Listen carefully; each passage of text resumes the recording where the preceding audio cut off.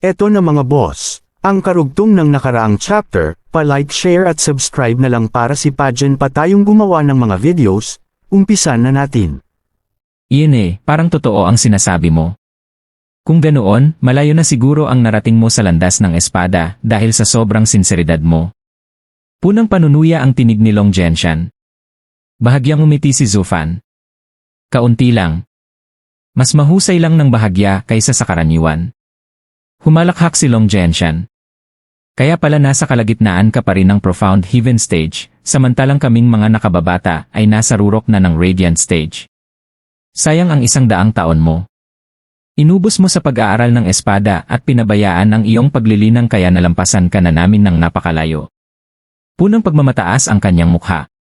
Samantala, malamig ang tingin ni Kiawer sa kanya. Hangal. Mariing sinamaan siya ng tingin ni Luo Sifan. Long Zhenshan. Wala ka bang respeto sa mga nakatatanda? Pagkatapos ay yumuko siya ng malalim kay Zufan. Bulag na tiyo, patawarin po ninyo siya. Masyado siyang spoiled. Humihingi po ako ng paumanhin para sa kanyang kabastusan. Ikinaway lamang ni Zufan ang kamay. Hindi na kailangan. Sa nakalipas na 100 taon, napakarami ko nang nakilalang mga mayabang at palaaway na katulad ng matabang batang iyan. Bahagya siyang napangiti. Aaminin kong halos buong 1 siglo kong inilaan sa pag-unawa sa landas ng espada, kaya halos hindi umusad ang aking paglilinang. Wala akong pagpipilian. Wala akong alam noon, kaya kinailangan kong ibuhos ang lahat ng aking pansin upang harapin ang hamong iyon. Napahalakhak si Long Zhenshan. Hamon. Isang cultivator ng profound heaven stage ang hinamon. Sabihin mo lang kung sino ang kalaban mo at ako na ang bahala. Madali lang iyon. Long Zhenshan, tama na. Muling sinaway siya ni Luo Sifan. Samantala, lalo namang humangasik si Nyanyang. Senior, tunay akong namamangha sa inyong pag-unawa sa landas ng espada. Sa huling bahagi na ng inyong buhay niyo pa ito pinili, ngunit nakalikha kayo ng mga espiritual na espada na wala pa akong nakitang makakapantay. Para bang buhay ang bawat isa. Napangiti si Zufan. Maganda ang mata mo. Nararamdaman mo ang buhay na nasa loob ng mga espada. Tumango siya. Sa nakalipas na 100 taon, puro paggawa ng espada ang ginawa ko upang maunawaan ang kanilang landas. Tuwing may bago akong kaliwanagan, gumagawa ako ng espada mula una hanggang 12 antas. Umabot na sa milyon-milyon ang mga nagawa ko, at habang tumatagal ay lalo silang nagiging buhay. May bahid ng pagmamalaki ang kanyang tinig. Hindi na magtatagal. Sa susunod kong pag-unawa, masasagot ko na rin ang hamong dala ko sa loob ng 1 siglo. Ngumisi si Long Zhenshan. Sabi ng isang cultivator ng profound heaven stage na sinayang ang kanyang oras para lang magmukhang elegante. Paano kalalaban? Bilang bangkay. Pinagmasdan niya si Zufan mula ulo hanggang paa. Ayos lang sana kung kaunti lang ang ginugol mo para mapanatiling bata ang hitsura mo, gaya ko. Pero ikaw, karaniwan na nga ang mukha mo, bulag ka pa. Sino ba ang niloloko mo sa pagpapabata ng sarili mo? Mahinang natawa si Zufan. Naabot ko ang mataas na antas habang bata pa ako. Hindi ko na kailangang baguhin ang aking anyo. Nanatili lang itong ganito. Biglang nagsalita si Luo Sifan. Katulad pala ni na ama at ina. 1 siglo na ang lumipas pero halos hindi pa rin sila nagbago ng hitsura, hindi tulad ni na Steward Zuge at Uncle Lee. Napahalakhak si Long Zhenshan. Magkaiba iyon. Si Alliance Leader ay nasa rurok na ng Soul Harmony stage. Kaya normal lang na hindi pa siya mukhang matanda. Tinuro niya si Zufan. Pero itong matandang ito, profound heaven stage pa rin pagkatapos ng 1 siglo at mukhang wala pang 30 anyos. Sigurado akong buong panahon ay ginugol lang niya sa pagpapanatiling bata ng kanyang mukha. Tahimik lamang na pinagmasdan ni Luo Sifan at si Nyanyang si Zufan. Sa mas mataas na antas ng cultivation, mas humahaba ang buhay ng isang tao, at kasabay nito'y mas mabagal ding tumatanda ang kanyang anyo. Tulad ni Lu Yunhai, na may libu-libong taon pang haharapin bilang isang cultivator sa rurok ng Soul Harmony stage. Kung ihahambing, ang 1 siglo ay tila bahagi pa lamang ng kanyang kabataan. Samantala, sina Zuge Changfeng at ang iba pa ay matatanda na bago pa man tumaas ang kanilang cultivation sa tulong ng sacred stones ng Luo clan. Kaya kahit humaba ang kanilang buhay, nanatili ang kanilang matatandang mukha. Karamihan sa mga lalaki ay walang pakialam sa pagpapaganda ng anyo. Para lamang iyon sa mga babae na handang gawin ang lahat upang mapanatili ang kanilang kagandahan. Kaya kapag may taong nananatiling bata, kahit matanda na, kadalasan ay nangangahulugang mataas na ang kanyang cultivation noong kabataan pa lamang. Ngunit si Zufan ay tila isang simpleng cultivator ng profound heaven stage. Hindi alam ng mga ito na ginagamit niya ang true self-art, na sadyang ibinababa ang ipinapakitang cultivation. Sa katotohanan, nasa rurok na siya ng soul harmony stage, at kung hindi lamang niya ibinuhos ang panahon sa landas ng espada, baka matagal na siyang umabot sa Genesis stage. Nag-alangan si Luosifan bago nagsalita. Bulag na tiyo mayabang man magsalita si Long Genshan, may punto rin siya. Kung may taong kailangan kayong harapin, baka mas mabuting inuna ninyo ang inyong cultivation kaysa ang hitsura ninyo. Ngumiti siya at inilabas ang ilang sacred stones mula sa kanyang storage ring.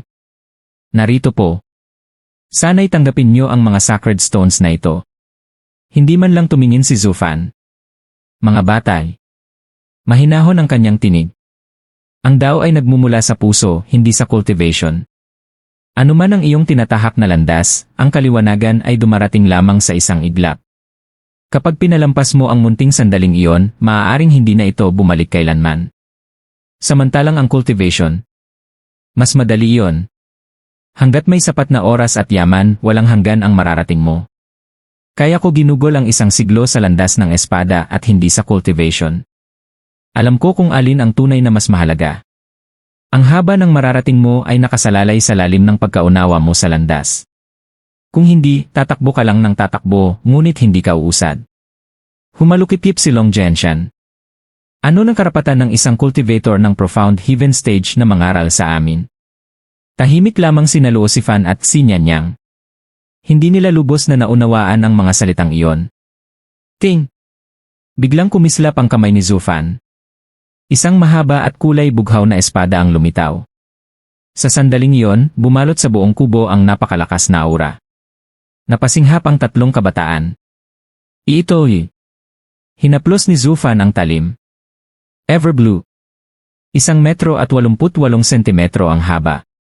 Tumitimbang ng 4.9 na kilo. Kumakatawan sa mapalad na bilang na 9. Ito ang pinakamahusay kong obra. Tumingin siya kay Luosifan. Ang iyong ama ay isang matuwid na pinuno. May dignidad siya ngunit hindi mapanil. Ang Everblue ay sumasabay sa agos ng mundo. Pinapalawak nito ang marangal na aura ng isang hari at nagbibigay diin sa kagandahang loob at kabutihan. Ito ang pinakanaangkop sa Dao Heart ng iyong ama. Iniabot niya ang espada. Matagal ko na siyang hindi nakikita. Ituring mo itong regalo ko sa kanyang ika-100 kaarawan. Tuluyang natulala ang tatlong kabataan. Ang bughaw na liwanag ng espada ay tila bumihag sa kanilang mga kaluluwa. Maging si Long Genshan ay hindi na makapagsalita. Para bang ayaw na nilang alisin ang kanilang mga mata rito. Sa wakas ay napasigaw si Nyanyang. Iisang. 12 antas na espiritual na espada. At ito na marahil ang pinakaperpektong nagawa sa buong 5 lupain. 12 antas. Napatalon sina Luosifan at Long Genshan sa gulat. Tumawa si Zufan. Hindi ba sinabi ko na? Tuwing may bago akong pagkaunawa, gumagawa ako ng espada mula una hanggang 12 antas. Dalhin mo na yan. Inihagis niya ang espada. Mahigpit itong yakap ni Luosifan. Kasabay nito, isang banayad na hangin ang bumalot sa tatlong kabataan at marahang itinulak sila palabas ng kubo. Huwag mong sabihin sa iyong ama na nakita mo ako. At huwag na rin kayong bumalik. Napakalayo na ng agwat ng ating mga henerasyon. Bang! Mariing nagsara ang pintuan ng kubo. Nakatayo lamang ang tatlo, tuluyang natulala. Pagkatapos ay sabay-sabay silang tumingin sa Everblue. Punang pagkamangha ang kanilang mga mukha. Paano nagawang itulak ng isang cultivator ng profound heaven stage kaming tatlong nasa radiant stage? Impossible. Malalim na yumuko si Luosifan. Maraming salamat po, Senior, sa napakahalagang regalong ito. Hindi ko kailanman malilimutan ang inyong kabutihan. Balang araw ay tiyak kong mababayaran ang utang na loob na ito. Pagkatapos noon ay tuluyan na silang umalis. Sa wakas ay nakuha na niya ang regalong nais niyang ibigay sa kanyang ama. Sa isang napakabihirang kayamanan na tulad nito, tiyak na labis na matutuwa si Luo Yunhai sa araw ng kanyang kaarawan. Sa loob ng kubo, bumuntong hininga si Zufan. Kiao, aalis na tayo. Nagulat ang dalaga. Ama, hindi ba't sinabi niyon? Mahinang nagsalita si Zufan. Ang huling World Wine Tunnel ay nasa Thunder Pavilion ng kabisera ng Sword Star Empire. Halos kumpleto na ang malaking formation na sumasaklaw sa 5 lupain. Hinihintay na lamang ang huling lagusan upang makabalik tayo sa Sacred Domain. Bago yun mangyari, ayokong gambalain pa ang kanilang payapang buhay. Tumango si Kiao. Biglang sumiklab ang napakabigat na aura ng pagpatay na bumalot sa buong bayan. Napakunot no siya. Ang ganitong uri ng bloodlust tanging isang tunay na mamamatay tao lamang ang nagtataglay nito. Ano kaya ang ginagawa niya sa tahimik na lugar na ito? Tahimik na sinabi ni Zufan. Kiao. Ipinagyabang ng mga musmos na yon ang bagong espada nila at nakatawag ng gulo. Tulungan mo sila. Tumango si Kiao at agad na naging isang sinag ng liwanag na humabol sa tatlo. Samantala, walang kamalay-malay sina Luo Sifan, si Nianyang, at Long Zhenshan. Habang naglalakad sila sa daan, parang mga batang namamasyal lamang, nagtatalo pa kung sino ang hahawak sa Everblue. Sa tingin nyo, sino kaya talaga ang senior na yon? May koneksyon kaya siya sa Luo Alliance? Tanong ni Luo Sifan habang hindi maalis ang tingin sa bagong espada na hawak niya. Ikinaway lamang iyon ni Long Zhenshan. Impossible. Malamang matagal lang siyang nanirahan sa Tianyu at lumipat dito ng magulo na roon. Kaya alam niya ang kasaysayan. Ano namang magiging ugnayan ng isang simpleng profound heaven cultivator sa dakilang Luo Alliance? Nakakatawa naman. Umiling siksi Nianyang. Masyado pang maaga para sabihin yan. Wala pa akong nakitang profound heaven cultivator na kayang lumikha ng isang perpektong ika-12 antas na spiritual weapon. Kahit gaano pa kataas ang husay o pangunawa, imposible yon sa ganoong antas ng cultivation. May kakaiba talaga sa bulag na panday na yon. Napairap si Long Zhenshan. Walang kakaiba. Nagkataon lang na nabigla niya tayo kanina kaya niya tayo naitulak palabas. Iyon lang ang paliwanag. Isang siglo raw siyang nagtuon sa espada at pinabayaan ang cultivation. Sa tingin ko, ang mga malalakas na eksperto lang ang may karapatang mag-aral ng Dao. Ano bang inaasahan niyang makuha sa ginagawa niya? Tingnan mo ang siyam na venerable ng Luo Alliance, lahat sila ay patuloy lang sa pagpapalakas. Tahimik na nag-isip si Luo Sifan. Halos imposibleng magkaroon ng malalim na koneksyon sa Luo Alliance ang isang profound heaven cultivator. Biglang umalingaw ang isang malupit na halakhak. Ha ha ha! Isang perpektong ika-12 antas na spiritual weapon. Lumabas lang ako para mangaso at nakaswerte pa ako ng pinakamalaking huli.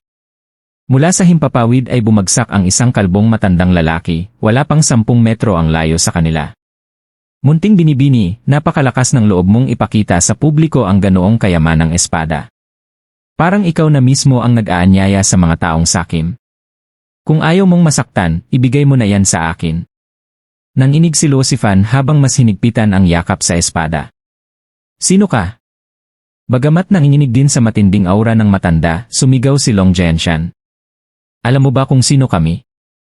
Naglalakas loob kang agawin ang espada namin. Napahalakhak ang matanda. Makinig kayong mabuti. Ako ang kilalang kalbong demonyo ng kanlurang lupain. Namutla si Luo Sifan. Ikaw ang mamamatay taong bald demon. Ang kriminal na hinahanap ng siyam na sekta ngunit hindi mahuli. Tumango siksi Nianyang. Kung siya nga iyon, nasa ika-7 antas ng Genesis stage siya. Kaunti lang sa Luo Alliance ang kayang lumaban sa kanya. Delikado tayo. Mas lalo pang umisi ang bald demon. Ngayon alam na nyo. Kaya ibigay na ang espada. At ikaw, magandang binibini, bakit hindi tayo magsama ng ilang araw? Sisiguraduhin kong aalagaan kita. Agad na humarang si Long Zhenshan kay Luo Sifan kahit nanginginig ang buong katawan. Alam mo ba kung sino kami? Hawakan mo lang siya at hahabulin ka ng buong Luo Alliance. Napatingin ang bald demon kay Luo Sifan. Siya ang anak ng Alliance leader. Ngumisi si Long Zhenshan. Natatakot ka na ba? Tumawa ng malakas ang matanda. Takot? Bakit ako matatakot? Kung magulo sa kanlurang lupain, lilipat lang ako sa ibang lupain. At kahit gaano kalakas ang Luo Alliance, hindi pa rin nila matatalo ang Devil Palace na sumasaklaw sa buong mundo. Nagkatinginan ang tatlo. Devil Palace? Napabuntong hininga si Luosifan. Nabanggit na ito ni Grandpa Zhuge. Isa itong lihim na organisasyon na unti-unting lumitaw nitong mga nakaraang dekada. Punito ng mga eksperto. Kahit ang Luo Alliance ay hindi nila kayang tapatan. Pinakamakapangyarihang lihim na puwersa sa buong mundo. Akala namin wala silang pakialam sa mga sekta ng kanlurang lupain, pero kung kabilang pala sa kanila ang Bald Demon, tapos na tayo. Namutla ang tatlo. Sanay silang gamitin ang pangalan ng Luo Alliance upang takutin ang iba. Ngunit ngayon, sila mismo ang napahamak dahil dito. Humangin ng malakas. Tatlong bugso ng hangin ang pumigil sa kanilang makagalaw. Lumapit ang Bald Demon habang puno ng pagnanasa ang kanyang tingin kay Luosifan. Hehehe. Anak ng Alliance Leader, hindi ko pa natitikman ang isang katulad mo. Makukuha ko na ang babae, makukuha ko pa ang espada. Inabot ng kanyang maitim na kamay ang mukha ni Luosifan. Huwag. Napaluha si Luosifan. Tumigil ka, sigaw ni Long Genshan at Xin Yannyang, ngunit wala silang magawa. Tatlong Radiant Stage Cultivator lamang sila laban sa isang halimaw ng Genesis Stage. Biglang, pak! Isang malakas na sampal ang umalingaw-ngaw. Kasunod nito ang sigaw ng Bald Demon habang lumilipad siya palayo. Nagulat ang tatlo nang bigla silang makagalaw muli. Piliting tumayo ang matanda habang dumudura ng dugo. Sino ang may gawa niyon? Doon lamang nila napansin ang isang napakagandang dalagang may mahabang kulay ubing buhok na nakatayo sa kanilang harapan. Si Kiao-er. Siya. Napuno ng pag-asa ang tatlo. Hindi nila inakalang ang anak ng Blind Swordsmith ay kayang paliparin ang isang Genesis Stage expert sa isang sampal lamang. Sino ba talaga siya? Walang emosyon ang mukha ni Kiao-er habang malamig niyang sinabi. Umalis ka. Nagmatigas pa ang Bald Demon. Binibini, mukhang hindi mo alam kung sino Bigla siyang natigilan nang mapansin ang kulay lilang token na nakasabit sa kanyang baywang. Nanginig ang buong katawan niya. Ikaw isa kang Sparrowy. Lalong lumamig ang mga mata ni Kiao-er. Sinabi kong umalis ka. Bingi ka ba? O gusto mong mamatay dito? Napasinghap ang Bald Demon. Agad siyang yumuko at tumakas ng buong bilis. Kitang-kita pa ng tatlo ang likod nitong basang-basa sa malamig na pawis. Hindi sila makapaniwala. Isang demonyong ilang dekadang naghasik ng lagim sa kanlurang lupain ang umatras sa isang salita lamang ng dalaga. Sino ba talaga siya? At kung ganoon kalakas ang anak? Gaano naman kaya kalakas ang ama? Tinalikuran na sila ni Kiao-er. Sandali, sigaw ni Luosifan. Ano? Maraming salamat sa pagliligtas mo sa amin. Hindi ko kailanman. Iyan lang ang ginawa ko dahil inutusan ako ni Dad. Malamig ang kanyang boses. May ipinasasabi siya sa inyo. Laging may mas malakas kaysa sa inyo. Itago ninyo ang inyong mga kayamanan at huwag ninyong ipinagyayabang ang mga ito. Dahil wala pa kayong karapatang gawin yon. Pagkasabi niyon, naglaho si Kiao-er. Naiwan ang tatlo na tila natulala. Saan ba talaga sila napadpad? Bakit sunod-sunod nilang nakakasalubong ang mga tunay na eksperto ng mundo? At sino nga ba talaga ang Blind Swordsmith? Kung ganoon na kalakas ang kanyang anak. Hindi na nila maisip kung gaano kalakas ang mismong ama. Namula ang kanilang mga mukha sa hiya habang naalala kung paano nila minamaliit at kinutya si Zufan. Sa sandaling iyon, malinaw nilang naunawaan ang isang bagay. Sila pala ang tunay na naging katawa-tawa. Dad, nakabalik na ako Kumatok muna si Kiao-er bago pumasok sa kubo na may masayang ngiti. Ngunit nang makita niya ang isa pang tao sa loob, agad siyang napasigaw sa tuwa. Kuya! Kailan ka pa dumating? Nakahilig pa rin si Zufan sa kanyang upuan habang dahan-dahang umuugoy. Sa tabi niya ay nakaupo si Gu Santong. Kiao-er, nakangiting sabi nito, bawal na bang dalawin ng anak ang kanyang ama? Napailing si Zufan at tinapik ang ulo ni Gu Santong. Huwag mo akong lokohin. Kilalang kilala na kita. Ang totoong dahilan kaya ka narito ay para umiwas sa trabaho. Ang tanging nagbago lang sa'yo nitong 100 taon ay ang tangkad mo. Nagpumay ang pisngi ni Gu Santong sa inis habang napahagikik naman si Kiawer. Maya-maya ay naging seryoso si Zufan. Ano ang nangyari? Sino ang dumating? Umiling si Kiawer. Walang espesyal. Isa lang sa mga tauhan natin sa kanlurang lupain, si Bald Demon. Nakita niya ang tatlong bata at nanaig ang kanyang kasakiman at pagnanasa. Pinagtabuyan ko na siya. Napakunot ang noo ni Zufan. Bald Demon?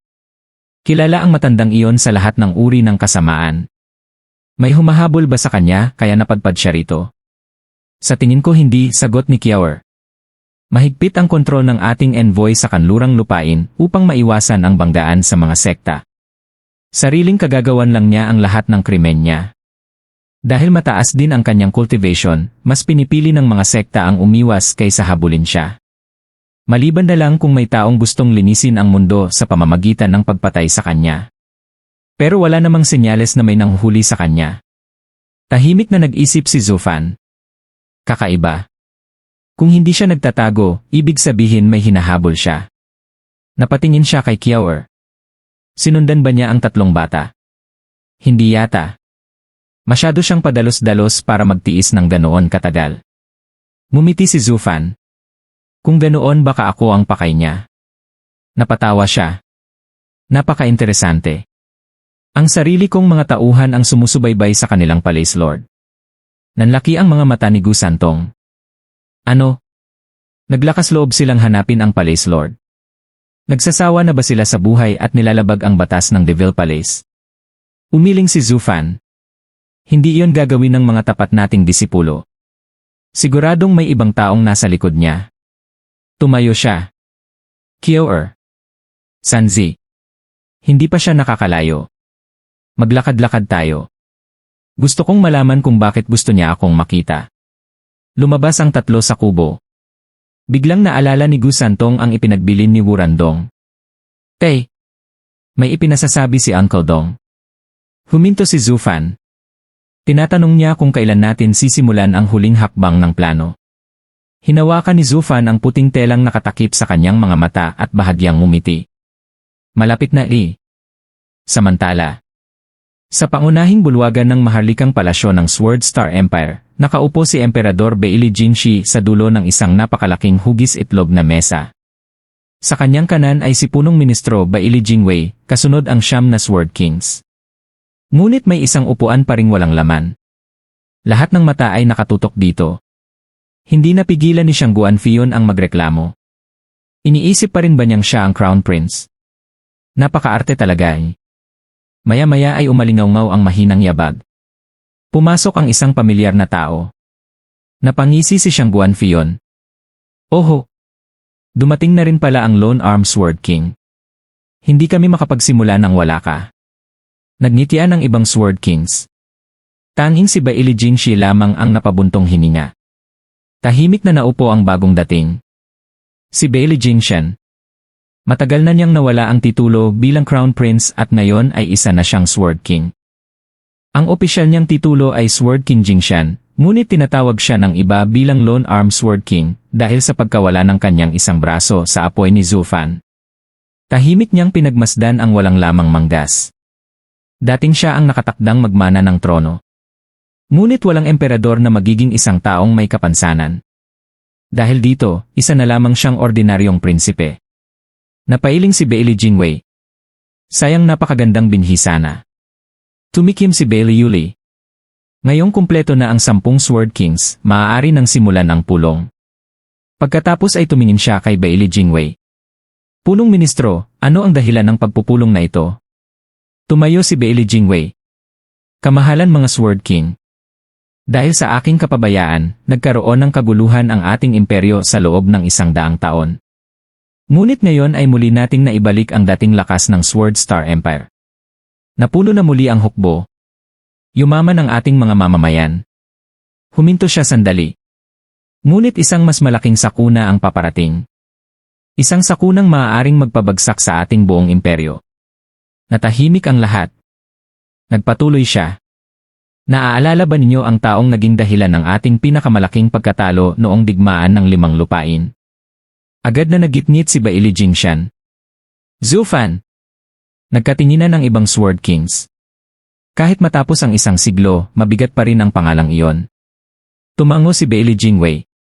Si Zhu Fan lamang ang taong hindi ko kailanman nabasa ang isip. Siya ang unang nagpabigo sa akin at nagdulot ng pinakamalaking kahihiyan sa pangalan ng Bailey. Maswerte tayo na nilamon siya ng Sea Demon noon. Bilang isang strategist, ikinalulungkot kong nawala ang isang karibal na tulad niya. Ngunit bilang mamamayan ng imperyo ikinagagalak kong wala na ang ganoong mapanganib na tao. Tumango ang lahat bilang pagsang-ayon. Ngunit naging mabigat ang mukha ni Bailey Jingwei. Patay na ang demonyo. Ngunit naiwan ang kanyang lason. Nag-ugat ito sa buong imperyo. Nagningning ang kanyang mga mata. Naaalala ba ninyo kung saan niya sinabing siya nagmula? Devil Mountain, sagot ni Bailey yun. Tumango si Bailey Jingwei. Iyan ang pangalan ng misteryosong sekta na binanggit niya noon. Sa nakalipas na isang siglo, nagsulputan ang kung ano-anong organisasyong gumagamit ng pangalang iyon. Devil Sect, Devil Island, Devil Group, Devil City. Lahat sila ay mga huwad lamang na ginagamit ang alamat ni Zhu Fan upang makakuha ng kapangyarihan. At isa-isa natin silang nilipol. Tunay ngang mga impostor lamang sila. Huminto siya. Ngunit ngayon ay may mas nakababahalang nangyayari. Maging ang maliliit na grupo na wala pang 100 miyembro ay gumagamit na rin ng pangalang Devil. Devil Gang, Devil Stronghold, Devil Village. Patuloy natin silang nililipol. Ngunit hindi humihinto ang pagdami nila. Maraming tao ang naniniwalang natalo ang Sword Star Empire sa alagad ng Devil Mountain. At dahil doon, ginagamit nila ang pangalang iyon upang magtipon ng lakas. Unti-unti nitong sinisira ang dangal ng ating imperyo. Nagkibit-balikat si Shang Guanfion. Maliliit na grupo lang naman sila. Isang pitik lang ng Sword Kings ay mawawala silang lahat. Sumang-ayon ang iba. Kung wala naman ang tunay na Devil Mountain, bakit sila mag-aalala? Ngunit nanatiling seryoso si Bailey Jingwei. Kung simpleng mga tulisan lamang ang problema, hindi ko tatawagin ang lahat ng Sword Kings. Huminga siya ng malalim. Ang tunay na dahilan ay may isang organisasyon na lumago ng lihim sa loob ng 100 taon. Napakalawak ng impluwensya nito. At ang kanilang organisasyon ay mas organisado kaysa sa anumang puwersang nakita ng 5 lupain. Dahan-dahan niyang nilingon ang bawat isa. Narinig na ba ninyo ang pangalang Devil Palace? Agad na nanigas ang buong bulwagan. Napakunot ang noo ni Shang Guanfion. Devil Palace. Tahimik na tumango si Bailey Jingwei. Isang lihim na organisasyon na umusbong 100 taon na ang nakalipas. At ngayon lamang napansin ng malalaking puwersa ng 5 lupain. Ang tunay na nakakatakot ay kung gaano sila kahusay magtago. May ilan na nag-aalinlangan, ang iba na may naging seryoso o nag-atubili, ngunit isa ang kanilang reaksyon, napaisip silang lahat. Madaling nabasa ni Bailey Jingwei ang nasa isip ng bawat isa. Mga Sword King, mukhang nakasalubong na ninyo ang misteryosong puwersang ito sa kani-kanyang nasasakupan, ngunit wala pa kayong malinaw na ideya kung ano talaga sila. Kaya hayaan niyong ipaliwanag ko. Nagpatuloy siya. Unang lumitaw ang Devil Palace sa simula ng digmaan 5 taon na ang nakalipas, sa paraang halos imposibleng maintindihan. Naaalala ba ninyo ang mga pag-aalsang sumiklab sa ating imperyo? Matapos ang masusing investigasyon at pagpapadala ng mga espiya, nakumpirma kong ang pinakaunang nagpasimula ng rebelyon ay ang Devil Palace. Pagkatapos noon, nagsulputan ang iba pang maliliit na grupo ng mga rebelde hanggang sa lumaganap ang kaguluhang tumagal ng 1 siglo. Habang abala tayo sa pagpuksa sa mga ito, bigla namang naglaho ang Devil Palace na parang usok bago pa natin sila tunay na maintindihan. Ngunit hindi sila tumigil. Habang nakatuon tayo sa paglipol sa maliliit na grupo, lihim naman nilang kinakalap ang mga natitirang rebelde at isinasama sa kanilang hanay. Kaya sa bawat grupong inaakala nating nalipol, ang totoo'y naging bagong lakas lamang ng Devil Palace. Iyon ang dahilan kung bakit sila lumaki ng lumaki hanggang sa maging sapat ang kanilang kapangyarihan upang bantaan ang mismong Sword Star Empire. Bang! Malakas na hinampas ni Shang Guanfion ang mesa. Lintik! Ibig sabihin, 100 taon pala tayong nagtrabaho para sa kanila. Akala natin pinupuksa natin ang mga rebelde, pero ipinapadala lang pala natin sila sa Devil Palace. Tumango si Zither Sword King. Tama. Ginamit nila ang kaguluhan sa ating imperyo para sa sarili nilang kapakinabangan. Malayo ang antas ng Devil Palace kumpara sa mga ordinaryong rebelde. Tahimik na tumango ang iba. Huminga ng malalim si Bailey Jingwei. Napakalinaw ng kanilang pagpaplano. Sinamantala nila ang digmaan ng 5 lupain, pagkatapos ay nagtago at tahimik na nagpalakas sa loob ng 1 siglo.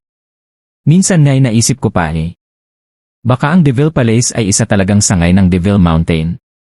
At ang paraan ng kanilang pagkilos ay kaparehong-kapareho ng kay Zufan. Nagulat ang lahat. Ibig mong sabihin si Zufan ang nagtatag ng Devil Palace. Buhay pa ba siya? Umiling si Bailey Jingwei. Hindi. Naniniwala akong patay na siya matapos lamunin ng Sea Demon. Ngunit ang paraan ng pagbuo ng organisasyong ito ay malinaw na may bakas ng kanyang estilo. Dagdag pa ni Bailey yun. Hindi lang ito nangyayari sa Central Area kundi sa 4 pang lupain. Alam ng buong mundo kung sino ang utak sa likod ng Five Lands War. Kung wala na ang taong iyon, paano naging posible na makapasok agad ang Devil Palace sa lahat ng lupain habang kasagsagan ng digmaan? Ngayon, sila na ang pinakamalaking lihim na organisasyon sa buong mundo. Hindi ako naniniwalang wala ni Katiting na kinalaman si Zufan dito. Natahimik ang buong bulwagan. Mahigpit na ikinuyom ni Xiang Guanfion ang kanyang kamao. Kahit patay na ang demonyong iyon, iniwan pa rin niya ang lason niya sa mundong ito. Demonyo talaga! Umiling si Bailey Jingwei. Hindi galit ang dapat maramdaman natin, kundi takot. Sa kabutihang palad, patay na siya. Kung buhay pa ang taong iyon at siya mismo ang kumokontrol sa Devil Palace, hindi ko maisip kung gaano kalaking sakuna ang naghihintay sa atin. Maging makalipas ang 100 taon, nanatiling sariwa sa kanya ang takot na dulot ng pangalang Zufan. Nagpatuloy siya. Kahit wala na ang utak sa likod nito, sapat na ang Devil Palace upang maging pinakamalaking tinik sa tagiliran ng Sword Star Empire. At naniniwala akong ganoon din ang sitwasyon sa iba pang 4 na lupain. Inilatag niya ang isang malaking mapa. Ito ang mapa ng 5 lupain. Ang mga linyang ito ang mga rutang tinahak ng mga miyembro ng Devil Palace nitong mga nakaraang taon. Ngunit hindi ko pa rin maunawaan ang tunay nilang layunin. Bigla silang lumilitaw sa isang lugar, saka mawawala at hindi na muling babalik. Nagtanong si Xiang Guanfion. Baka natapos lang nila ang misyon nila roon? Tumango si Bailey Jingwei. Iyon din ang una kong inisip. Ngunit kung ganoon nga mas nakakatakot iyon. Karaniwang layunin ng isang lihim na organisasyon ang palawakin ang impluensya habang itinatago ang kanilang punong himpilan. Ngunit para saan? Ang pinaka-nakakatakot na kalaban ay ang hindi mo maintindihan. Tahimik na sumang-ayon ang lahat. Naglabas si Bailey Jingwei ng isa pang dokumento. Batay ito sa mga impormasyong nakuha mula sa ilang nahuling miyembro ng Devil Palace. May malinaw silang sistema ng ranggo. Direktang nakikipag-ugnayan ang bawat pinuno sa mga nasa ilalim nila. Ngunit ang tanging hindi pa rin namin matukoy ay ang tunay na pinuno. Wala pang sinumang nakakita sa kanya. Ang alam lamang nila ay ang kanyang titulo. Dark Demon Lord. Walang nakakita sa kanya, ngunit ayon sa mga sabi-sabi, lampas sa imahinasyon ang kanyang lakas. Sa ilalim niya ay ang 5 Dharma Kings, Beast, Sparrow, Power, Fire at Ice. Ayon sa impormasyon namin kasing lakas sila ng 9 Sword Kings. O baka mas malakas pa.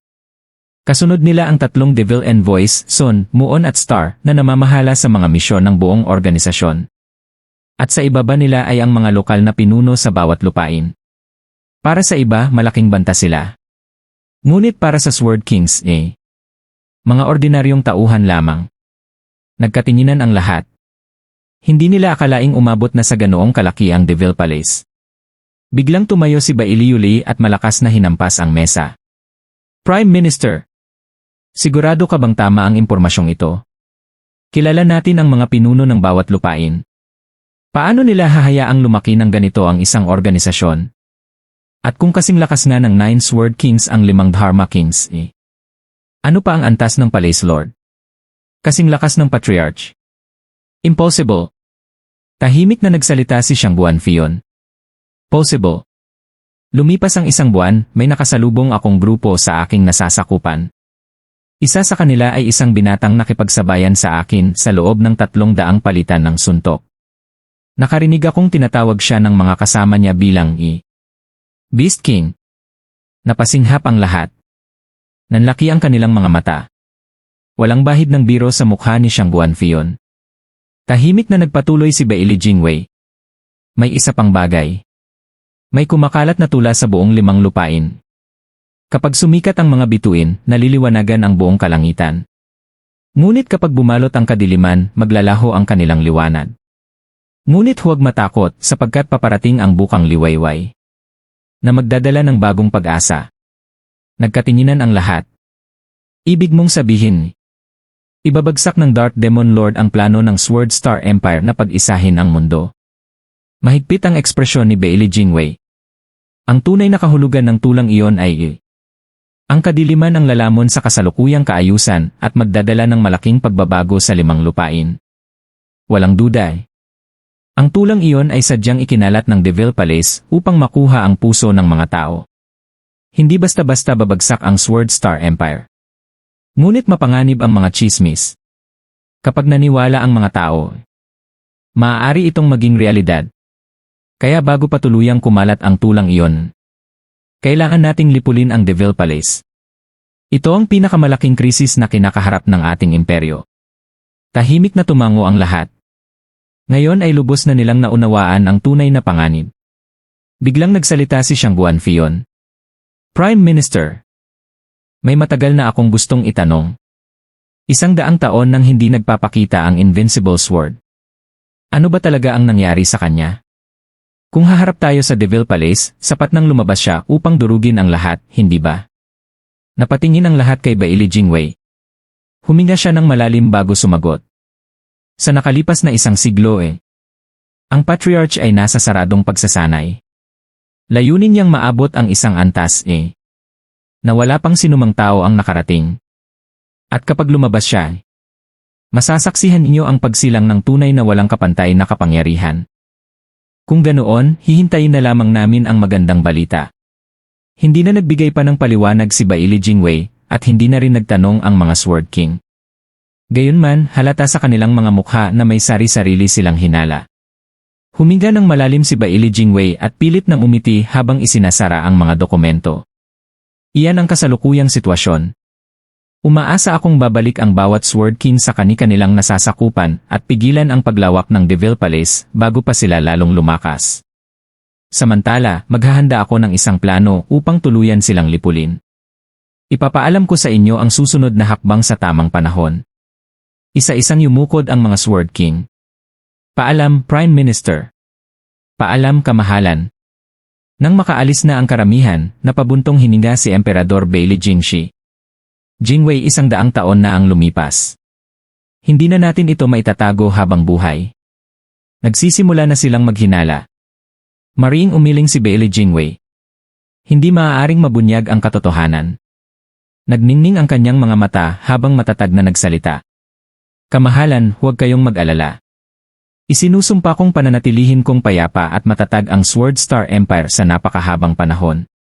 Samantala, lumabas ang 10 Sword King sa bulwagan. Naglakad ng magkakagrupo ang siyam, habang si Bailey Jingshan lamang ang nag-iisa. Napangisi si Xiang Guanfion. Isipin mo nga naman.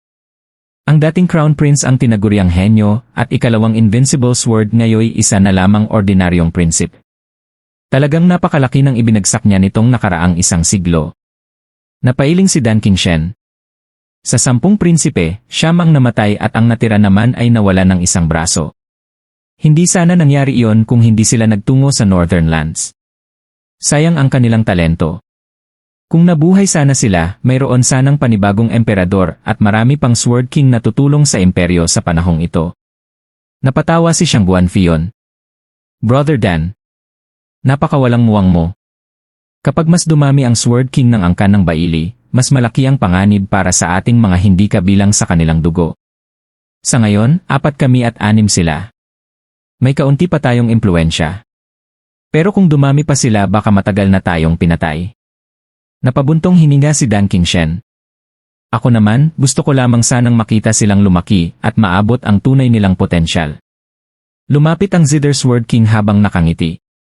Kahit hindi ko gusto ang ugali ni Brother Fion, sa pagkakataong ito ay sang-ayon ako sa kanya. Sa tingin mo ba, kapag naging sapat na ang lakas ng bagong henerasyon ng angkan ng Baili, papayagan ka pa nilang makabalik sa Western Lands? Kapag wala na tayong silbi, tayo na ang susunod na papatayin. Mas mabuti na ring naubos ang kanilang mga tagapagmana. At lahat ng iyon ay dahil kay Zufan. Sa bagay na iyon dapat pa nga natin siyang pasalamatan. Napangiti ang tatlo. Biglang lumapit ang Wine Sword Immortal at mahina ang boses na nagsalita. Mga kapatid, tama tayo. Patay na ang Invincible Sword. Agad siyang pinatahimik ng Zither Sword King. Tumahimik ka. Hanggat hindi pa natin nakukumpirma ang kalagayan niya, huwag kang magsasalita ng ganyan. Ngunit mumiti lamang ang Wine Sword Immortal. Ano pa bang dapat kumpirmahin? 100 taon na siyang hindi nagpapakita. Iyon pa lamang ay sapat ng ebidensya. Kilalang kilala ninyo ang matandang iyon. Palagi niyang sinasanay ang mga kabataan at ipinapakita ang kanyang sword daw. Ngunit nitong nakaraang 1 siglo wala tayong narinig ni isang balita. Lalo na ngayong halos wala nang natitirang tagapagmana ang angkan ng Baili. Malinaw na patay na siya. Si Baili Jingwei lamang ang nagtatago ng katotohanan upang patuloy tayong mapasunod. Ngumiti lamang sina Dan Qingshen at Zither Sword King. Paano kung buhay pa rin siya? Ngunit kapansin-pansin ang bahagyang saya sa kanilang mga mukha. Samantala, walang pagbabago ang ekspresyon ni Shang Guanfion. Patay man siya o buhay, mananatili ako sa Sword Star Empire. Ito lamang ang may kakayahang tulungan akong sakupin ang Eastern Lands. Napailing ang tatlo. Hindi nila maintindihan ang paraan ng pag-iisip ni Shang Guanfion. Para sa isang tunay na cultivator, ang pinakamahalaga ay ang pag-unawa sa Dao. Hindi ang pagiging kasangkapan ng isang imperyo. Sa sandaling iyon, lumapit ang isang opisyal na nakasuot ng pulang kasuotan at magalang na yumukod. Pagbati sa mga Sword King. Napatingin si Shang Guanfion, Deputy Minister of War. Sinuri niya ang nasa harapan. Hindi ba nasa ilalim ka ng Prime Minister? Bakit ka lumapit sa amin? Muling yumukod ang lalaki. Sword King Fion, may nais po sana akong ipakiusap kay Dragon Cleaving Sword King. Napatingin si Dan Qingshen. Sa akin. Ngumiti siya. Hindi yata kita kilala. At wala akong balak tumulong sa isang estranghero. Tinalikuran niya ang lalaki. Ngunit dali-dali itong humabol at inilabas ang isang lumang painting mula sa kanyang storage ring. Sword King, naaalala pa ba ninyo ang larawang ito? Nang makita iyon ni Dan Qingshen, bahagyang nanginig ang kanyang mga mata. Dahan-dahan niyang binuksan ang lumang painting habang bumabalik sa kanya ang mga alaala. Magalang na nagsalita ang lalaki. Noong nasa Western Lands kayo, nangako kayong tutuparin ang isang kahilingan ng sinumang magdadala ng painting na ito. Alam kong hindi niyo binabali ang inyong salita. Kaya nais ko lamang malaman kung nananatili pa rin ang pangakong iyon matapos ang 100 taon. Tahimik na tumango si Dan Qingshen. Nangako ako dahil sa pag-ibig. At ang pangakong ginawa sa ngalan ng pag-ibig hindi ko maaaring sirain. Ano ang nais mong hilingin? Muling yumukod ang lalaki. Ako si Wenyong, dating prinsipe ng Chenyu Empire. Dahil sa isang kasuklam-suklam na tao, nawala sa akin ang aking trono at buong buhay akong tinugis ni.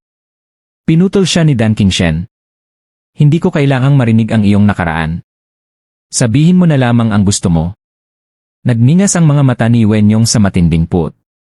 Ang nais ko, Gi. Wasakin ang Chenyu Li. At lipulin ang buong Luo Alliance. Natigilan si Dan Qingshen.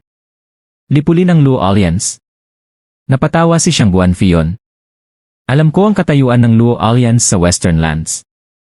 Halos kalahati ng buong lakas ng Western Lands ang hawak nila. Ang hinihingi mo ay para na ring pakikipagdigma sa buong Western Lands. Tingin mo ba papayag si Brother Dan? Tumango si Dan Qingshen. Tama siya. May hangganan din ang aking kakayahan. Hindi ko kayang labanan ang isang buong lupain ng mag-isa. Pumili ka ng ibang kahilingan. Hindi sumuko si Wenyong. Sa buong buhay ko, iisa lamang ang aking hangarin. Paghihiganti. Inagaw ng Luo clan ang aking bansa. Naglagay sila ng puppet na hari at walang tigil akong tinugis. 100 taon akong naghirap upang makarating sa puntong ito. Nagsimula ako bilang karaniwang sundalo ng Central Area. Unti-unti akong umangat hanggang sa maging Deputy Minister of War. At ngayon lamang ako nagkaroon ng pagkakataong humarap sa isang Sword King. Napangiti si Xiang Guanfion. Kahanga-hanga ang iyong determinasyon. Talagang kayang dalhin ng paghihiganti ang isang tao kahit saan. Pero nagbago na ang panahon. Noong nakaraan, kayang burahin ni Brother Dan ang Luo Alliance sa isang iglap. Ngayon napakalaki na nila. Ang hinihingi mo ay isang misyon ng pagpapakamatay. Hintayin mo na lamang ang susunod na digmaan. Ngunit umiling si Yuenyong. Masyado pang mahina ang imperyo upang muling makidigma. Baka isa na namang siglo ang hintayin ko. Hindi ko na kayang maghintay. Huminga siya ng malalim bago nagsalita. Kung ganoon, patayin na lamang ninyo ang alliance leader ng Luo Alliance si Luo Yunhai. Kapag nawala ang kanilang pinuno, babagsak din ang kanilang samahan. Kahit iyon man lamang sapat na sa aking paghihiganti. Tahimik na nag-isip si Dan Qingshen. Kung isang tao lamang ang papatayin at agad ding babalik ni. Magagawa ko yon. Pumapayag ako. Masayang yumukod si Yuenyong. Sa kaibuturan ng kanyang mga mata ay nagliliyab ang matinding pagkapuot. Makalipas ang isang oras. Sa isang madilim na silid, tahimik na nakatayo si Baili Jingwei. Nakaharap sa kanya si Yuenyong. Prime Minister. Nagawa ko na ang lahat. Papunta na si Dan Qingshen. Bahagyang umiti si Baili Jingwei. Mabuti. Hindi ko itinago ang iyong lihim sa loob ng 100 taon ng walang dahilan. Huwag kang mag-alala.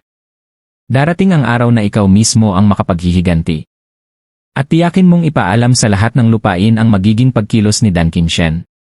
Magalang na yumukod si Yuenyong. Maraming salamat, Prime Minister. Tumango si Baili Jingwei habang dahan-dahang lumawak ang kanyang ngiti. Patriarch, makakaasa kayo. Aalisin ko ang bawat banta sa kaligtasan ng Sword Star Empire. At sa lalong madaling panahon, magniningning ang ating imperyo na parang araw sa kalangitan. Umalinggaw ang kanyang nakakatakot na halakhak sa loob ng madilim na bulwagan. Sigurado ka bang naroon ang Palace Lord ng Devil Palace? Lumipas ang 3 buwan. Sa loob ng isang marangyang bulwagan, tahimik na nakaupo ang Zither Sword King, naliligiran ng banayad na liwanag at nakasuot ng maringal na kasuotan. Sa kanyang harapan ay nakaluhod ang isang matandang kalbo. Sword King, magalang nitong sabi, ilang dekada ko nang sinusubaybayan ang Devil Palace, ngunit nanatiling misteryo ang kinaroroonan ng Palace Lord. Subalit dahil sa matagal kong pagmamatsyag, unti-unti kong nabuo ang ilang konklusyon mula sa mga lugar na madalas niyang puntahan. Sinubukan kong swertehin ang isa sa mga yon at doon ko nakita ang isa sa 5 Dharma Kings, si Sparrow King. Siya at si Beast King ang 2 pinakadalas na kasama ng Palace Lord. Kaya ang presensya niya roon ay sapat na patunay na naroon mismo ang Palace Lord sa Swordfall. Tahimik na tumango ang Zither Sword King bago pinauwi ang matanda. Pagkaalis nito, isang pamilyar na tawa ang biglang umalingaw sa buong bulwagan. Mukhang sabik na sabik pala akong makita ng Zither Sword King, hahaha. Kung ganoon, alam mo na rin siguro kung ano ang tunay na Devil Palace. Kaya bakit mo pa ako ilang dekadang pinaghahanap? Nagulat ang Zither Sword King at ang Bald Demon. Mabilis silang lumingon at nakita ang isang kabataang nakatakip ang mga mata, komportableng nakaupo mismo sa trono ng Sword King. May mapaglaro ngunit nakakatakot ng ngiti ito. Sa magkabilang tabi niya ay nakatayo ang isang dalagang may lilang buhok at isang binatang matikas. Kumikinang sa kanilang mga baywang ang mga sagisag ng Devil Palace. Nanlaki ang mga mata ng Bald Demon. Beast King. Sparrow King. Ikayo'y. Nauutal siyang napatingin sa kabataang nasa trono. Ikayo ang Palace Lord. Ang Dark Demon Lord ng Devil Palace. Bahagyang nanginig ang noo ng Zither Sword King dahil sa biglaang paglitaw ng misteryosong tao. Umiti lamang si Zufan. Sayang naman ang ilang dekadang paghahanap niyo kung hindi ako magpapakita. Kaya naisip kong ako na mismo ang bumisita para hindi na kayo mahirapan. Napalunok ng malalim ang Bald Demon. Parang nanghina ang kanyang mga tuhod habang pawis na pawis siyang tumingin sa Zither Sword King, tila nagmamakaawang iligtas siya. Ikaw ang nag-utos sa akin ito. Teritoryo mo ito. Kailangan mo akong iligtas. Ngunit wala ng panahon ang Zither Sword King para pansinin siya. Mahigpit niyang tinitigan si Zufan bago inilabas ang isang sinaunang zither. Pinakawalan niya ang 7 himig.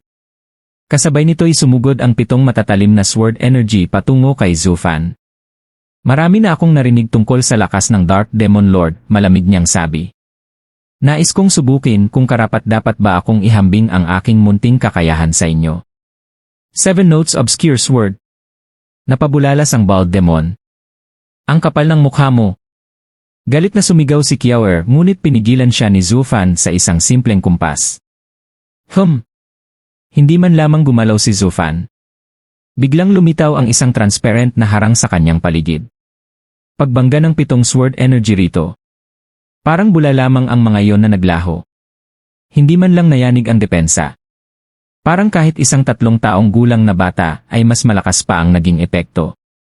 Nanginig ang buong katawan ng Zither Sword King. Napakalakas niya. Ni hindi man lang nagawang galawin ng 7 Notes Obscure Sword ko ang kanyang depensa. Impossible. Samantala, tuluyang natulala ang Bald Demon. Halos malaglag ang kanyang panga. Doon lamang niya tunay na naunawaan kung gaano kalayo ang agwat nila sa Palace Lord. Ni isang Sword King ay hindi man lang niya napakilos. Agad siyang lumuhod kay Zufan. Palace Lord, patawarin niyo ako. Wala akong magawa. Ang Zither Sword King ang nag-utos sa akin. Maawa po kayo. Hindi man lamang siya pinansin ni Zufan. Bagkus ay ngumiti siya sa Zither Sword King. Nasiyahan ka na ba sa pagsubok mo? Ngayon naman ako ang may tanong. Bakit mo ako pinaghirapang hanapin sa loob ng napakaraming taon? Sa 10 Sword Kings, ikaw ang pinakatahimik at pinakaayaw makialam sa iba. Dahil doon, naging madali para sa aking mga tao ang kumilos sa iyong nasasakupan. Sa katunayan, hindi nga kita itinuring na kaaway. Napatawa ang Zither Sword King. Ngunit agad ding naglaho ang kanyang ngiti. Maraming salamat sa inyong pagpapakita, Palace Lord.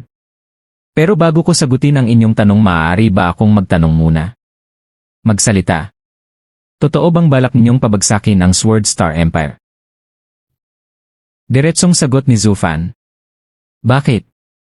Hadlang sila sa aking daan. Kaya kailangan silang mawala. Simple ngunit puno ng determinasyon ang sagot niya. Sa isip ni Zufan, kailangan niyang buuin ang recoil array na magdurugtong sa 5 lupain upang makabalik sa Sacred Domain.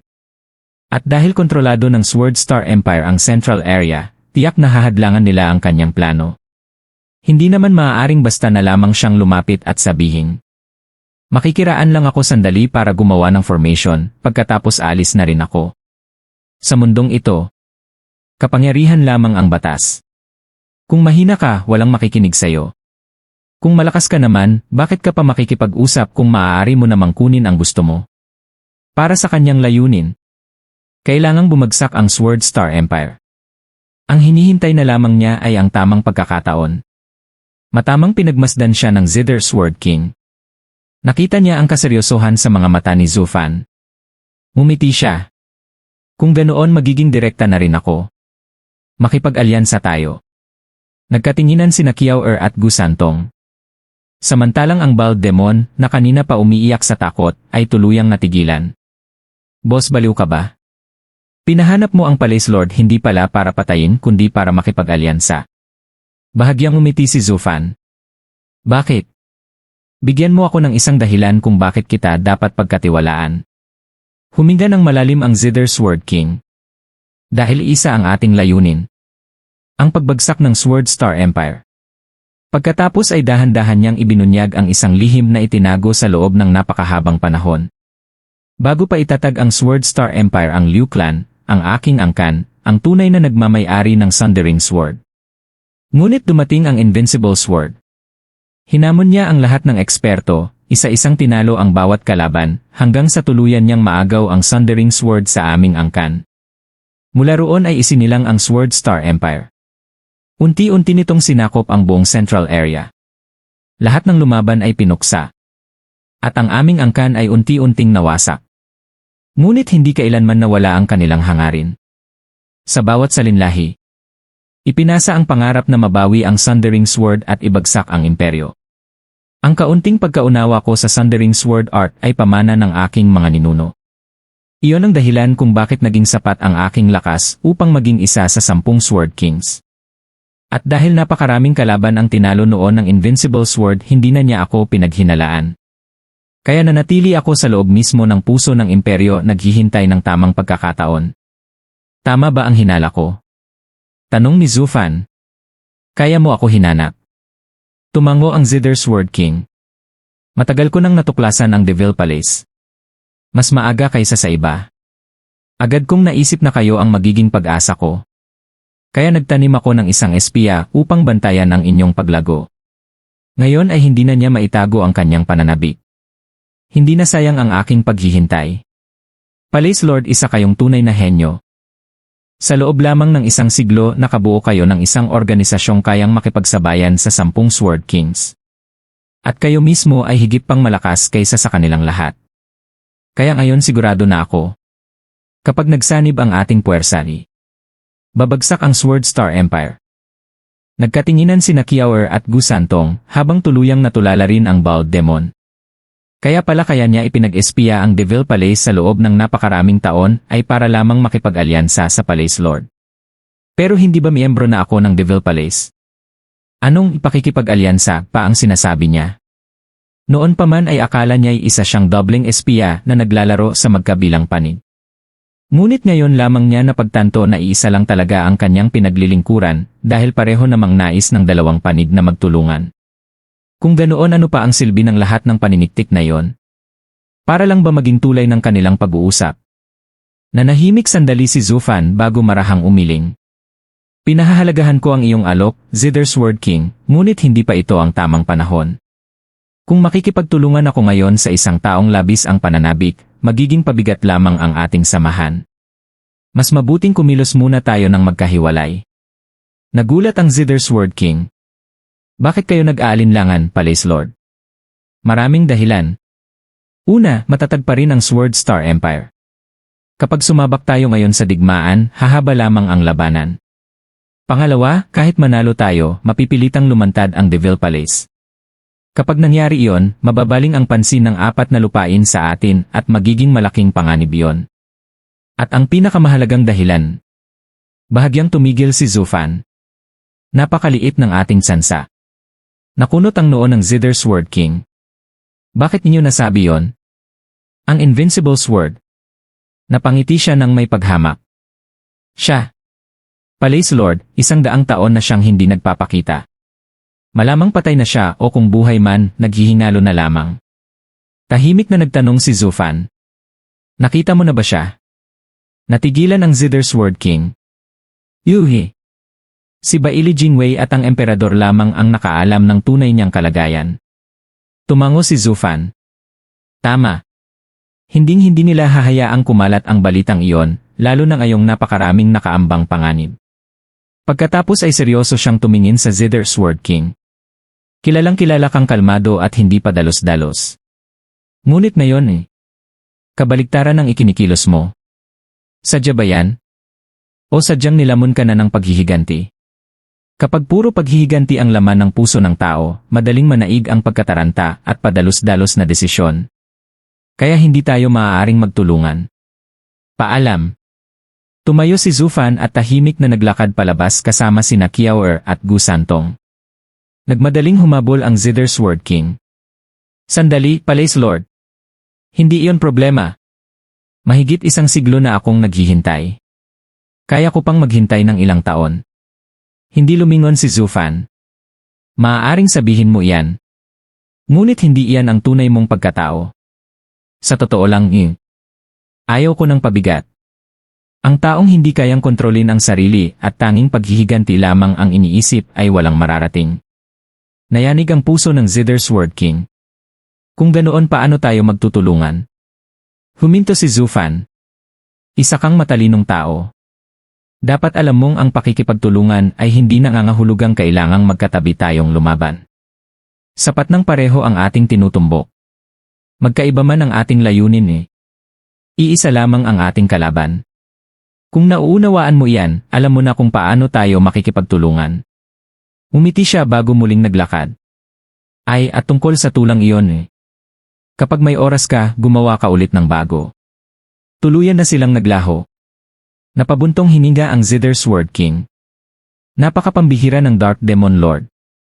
Mukhang nakatagpo na naman ni Baili Jingwei ang katapat niya. Lumapit ang Bald Demon. Sword King ako po. Ngunit bago pa siya makapagsalita. Boom! Bigla na lamang sumabog ang kanyang katawan at naging ulap ng dugo. Tahimik na ibinaba ng Zither Sword King ang kanyang kamay. Wala kang dapat malaman. Habang naglalakad ang mag-aama sa mataong lansangan, napatanong si Gu Santong. Ama, paano natin haharapin ang traitor na Bald Demon? Umiling si Zhu Fan. Hindi siya traitor. Isa lamang siyang espiya. Mahigit ilang dekada siyang itinanim ni Liu Mubai sa Devil Palace. Hinding-hindi sisirain ni Liu Mubai ang relasyon namin dahil lamang sa isang maliit na tauhan. Siya mismo ang lilinis sa sarili niyang kalat. Hayaan mong ang may-ari ang dumisiplina sa sarili niyang aso. Napanganga si Gu Santong. Ngumiti si Zhu Fan. Napakarami na niyang nalalaman. Kung ikaw ang nasa kalagayan ni Liu Mubai, hahayaan mo bang mabuhay ang taong nakasaksi sa lihim ninyong pagpupulong?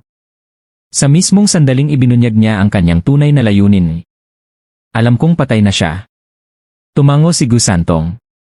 Nagtanong naman si Kiao Er. Ama, ang tinutukoy ba ninyo ay ang tulang kumakalat sa 5 lupain? Parang ipinapakita nitong nais nating pabagsakin ang imperyo. Si Liu Mubai ba ang may pakana? Tumango si Zhu Fan. Malamang. Batay sa mga sinabi niya, matagal na niyang gustong masunog ang Sword Star Empire. Ang tulang iyon ay parang humihiram ng kutsilyo para pumatay. Alam niyang sapat ang lakas natin para labanan ang imperyo. Kaya pinalaganap niya ang tula upang lalo pang pag-alabin ang galit ng magkabilang panig. Kahit wala sana tayong balak galawin ang imperyo. Dahil sa tulang iyon, magiging tiyak na ang ating banggaan.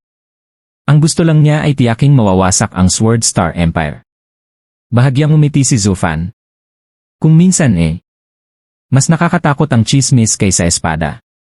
Lalo na kung tumatama ito sa nerbiyos ng isang pinuno. Nasa landas na tayo ngayon ng direktang banggaan. Wala akong problema roon. Pero ayaw kong ginagamit ako ng iba. Kaya binanggit ko ang tula bago ako umalis. Sinusubukan kong alamin kung siya nga ang may pakana. Kasabay niyon, binabalaan ko rin siyang alam ko ang kanyang ginagawa. Ako ang magpapasya sa magiging takbo ng laban. Hindi ako sasayaw ayon sa tugtog niya. Tahimik na tumango si Gu Santong at Kiao Er. Biglang may narinig silang usapan mula sa mga tao sa lansangan. Narinig mo ba? Pupuntahan daw ng Dragon Cleaving Sword King ang pinuno ng Luo Alliance sa kanlurang lupain. Sa tingin mo ba may laban ang Alliance leader? Isang Sword King ang kikilos laban sa kanya. Hindi ba nakakahiya yon? Ngumiti ang isa. Hindi. Sinasabing wala itong kinalaman sa digmaan ng 2 lupain. Pagtupad lamang daw ito sa 1,000 taong pangako. May nagdala sa kanya ng lumang larawan at humiling ng paghihiganti para sa dating pamilya ng imperyo. Personal na usapin ito. Kahit malaman pa ito ng ibang lupain, hindi sila makikialam. Pero si Luo Yunhai ang haligi ng kanlurang lupain. Kapag namatay siya, kahit milyon pa ang hukbo ng Luo Alliance madali lamang para sa isang Sword King ang putulin ang ulo ng kanilang pinuno. Natigilan si Zhu Fan. Nangunot ang kanyang noo. Si Dan Qingshen. Pupuntahan si Yunhai? Agad na nagsalita si Gu Santong. Ama, pupuntahan ko ba siya? Nagtaas ng kamay si Zhu Fan. May mali. Bakit alam ng buong mundo ang plano ni Dan Qingshen? Nagulat si Kiao Er. Ano po ang ibig ninyong sabihin? Kapag may kahina-hinalaan, ibig sabihin may panlilin lang. Si Dan Qingshen ay laging tahimik.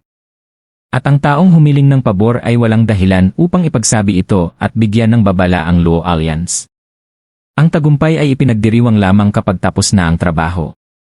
O kaya, sigurado ba silang magtatagumpay si Dan Qingshen?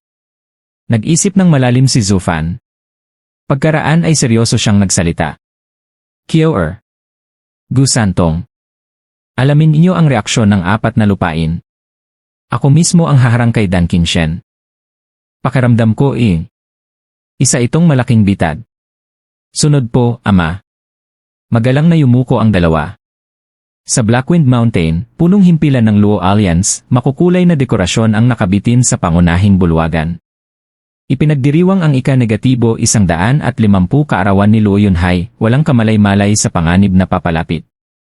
Mula sa iba't ibang sulok ng kanlurang lupain ay nagsidatingan ang mga kilalang eksperto at mararangal na panauhin. Maging ang 9 na malalaking sekta ay dumalo upang magbigay galang. Alliance Leader Luo, naway humaba pa ang inyong buhay. Sect Leader Lei, halika po. Maupo kayo. Alliance Leader Luo, napakalaking karangalan na kayo mismo ang sumalubong sa akin. Clan Headzang, ako ang dapat magpasalamat. Ang pagdalo ninyo sa aking kaarawan ang tunay na karangalan. Masayang nagtawanan ang lahat. Sa labas ng bulwagan, magkatabing bumabati ng mga panauhin sina Luo Yunhai at Yuer. Napangiti ng mapait si Luo Yunhai. Yuer, kailangan pa ba talagang gawing engrande ang ika-150 kong kaarawan? Ayaw ko nga sana. Ngayon tuloy, napakaraming asikasuhin. Inirapan siya ni Yuer. Kasalanan mo rin. Noong 1 siglo pa, gusto mong palakasin ang impluensya ng Luo Alliance. Para magawa iyon, kailangan nating magkaroon ng mas maraming kaalyado. At ang pinakamainam na pagkakataon ay ang ganitong engrandeng pagdiriwang. Si Steward Zuch mismo ang nagplano. Maliit na salo-salo kada 5 taon. Malaking pagdiriwang kada 10 taon. Sa bawat pagkakataon, iniimbitahan ang lahat ng kilalang tao sa kanlurang lupain. Unti-unting lumawak ang impluensya ng Luo Alliance. At dahil sa matuwid nating pamamalakad, lalong dumami ang nagtitiwala sa atin. Tingnan mo ngayon. Mas malakas na ang boses mo kaysa maging sa Double Dragon Manor. Mas pinagkakatiwalaan ka pa ng 9 na sekta. Talagang napakaganda ng plano ni Steward Zuch. Napangiti si Luo Yunhai. Tama ka. Malaki ang naitulong nila. Napakarami na nating naging kaibigan. Ang ikinalulungkot ko lang ikaw ang nahihirapan kasama ko. Namula si Yuer. Ikaw ang asawa ko. Natural lang iyon. Napatingin si Luo Yunhai sa paligid. Pero saan na naman kaya nagpunta ang batang iyon? Habang abala si Yuer sa paghahanap sa kanilang anak, napalingon siya sa paligid. Nasaan na kaya siya? Pati ang 2 anino niyang laging kasama ay wala rin. Biglang lumapit ang isang matangkad na nasa hustong gulang na lalaki habang nakangiti. Sinong tinatawag mong mga anino, Yuer? Ang batang iyon ay ilang taon nang sunod-sunuran sa magandang anak mo. Para siyang anino na hindi maitaboy. Bakit hindi na lang ninyo sila ipakasal? Napangiwi si Yuer. Sa panaginip mo, hindi sapat ang anak mo para sa anak kong babae. Tumawa si Luo Yunhai. Brother Xingyun, bata pa sina si Fan at Genshan. Hayaan muna natin silang lumaki pa. Tumawa si Long Xingyun. Bata pa. Brother Yunhai, magmula pa noong Chenyu ay magkasama na tayo. Magkasabay ding lumaki ang 2 bata. Halata namang may gusto sila sa isa't isa. Bakit hindi na natin gawing opisyal? May gusto sa isa't isa. Halos hindi nga siya tinitingnan ng anak ko. Sinamaan lamang siya ng tingin ni Yuer habang si Luo Yunhai ay napangiti ng alanganin. Mula sa di kalayuan ay may malamig na tinig na sumingit. Long Xingyun, matapos ang lahat ng panahong ito, bulok pa rin pala ang pag-isip mo. Alam ng buong Luo Alliance kung gaano kawalang silbi ang anak mo. Paano siya magiging karapat-dapat sa pinakamamahal na hiyas ng angkan ng Luo? Agad na lumingon si Long Xingyun. Sinong nagsabi niyan? Sinong nang insulto sa anak ko? Pagkakita niya sa nagsalita ay napasinghal siya. Ile! Ano nang pakialam mo? Hindi ka naman miyembro ng Luo Alliance. Lumapit ang isang lalaking may seryosong mukha at hati ang bigote. Matalim ang kanyang mga mata na tila kayang butasin ang puso ng sinuman. Siya ang punong venerable ng Sword God Sect, si Xi Qianxiang, panganay na anak ni Xi Xiaofeng at isa sa 7 nagtatag ng Luo Alliance. Una siyang yumukod bilang paggalang kay Luo Yunhai at ibinigay ang kanyang regalo bago muling humarap kay Long Xingyun. Maaaring hindi ako miyembro ng Luo Alliance, ngunit ang ama ko ay isa sa mga nagtatag nito.